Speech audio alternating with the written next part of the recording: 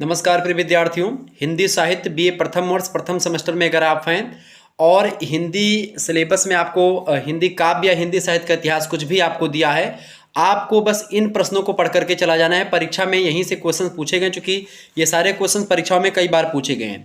सबसे पहला क्वेश्चन तो यही पूछा जाता है कि भक्ति काल को हिंदी साहित्य का स्वर्णकाल क्यों कहा जाता है, इसके पीछे का क्या रीज़न है, इसको समझाएं। तो पहला प्रश्न तो यही आप याद कर लीजिएगा।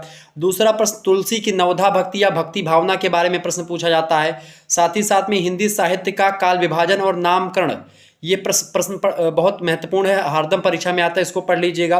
ठीक है। और इसके अलावा भक्ति काल हिंदी साहित्य का स्वर्णकाल तो हो ही गया आपका। इसके अलावा आप पढ़ लीजिएगा प्रयोगवादी काव्यधारा की प्रमुख विशेषताएं। सबसे पहली बात, आप आदिकाल की विशेषताओं को पढ़ लीजिएगा। आदिकाल के कुछ कवियों के नाम, भक्ति काल की विशेषता और भक्ति काल के कवियों के नाम। ठीक है। रीतिकाल की विशेषता, रीतिकाल के कवियों और उनके एक एक रचनाओं के नाम प्रश्न परीक्षा में खूब पूछा जाएगा।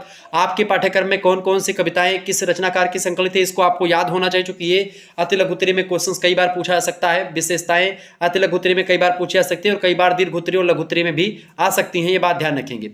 प्रयोगवाद, प्रगतिवाद, छायावाद, द्विवेदी युग, भारतेंदु युग, इन सभी की विशेषताएं आपसे पूछी जा सकती। तो इनकी विशेषताएं और इनके कम से कम दो तीन कवियों के नाम और उनकी रचनाओं, एक दो रचनाओं के नाम आपको याद होने। जैसे छायावाद में चार स्तंभ, छायावाद की चार स्तंभ, जयशंकर प्रसाद, ठीक है, सुमित्रानंद पंत और निराला जी और महादेव वर्मा जी, ऐसे क्वेश्चन तमाम सारे पूछे जाएंगे, तो ये बात ध्यान रखेंगे।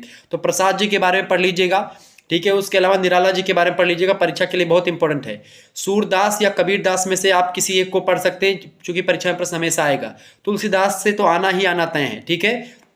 अमीर खुसरो और गोरखनाथ में से किसी एक से प्रश्न आता है और विद्यापति से एक प्रश्न हमेशा आता है। तो ये सारे क्वेश्चंस आपकी परीक्षा में पूछे जाएंगे। और साथ ही साथ में सच्चिदानंद हीरानंद वात्स्यज्ञ से एक क्वेश्चन आएगा।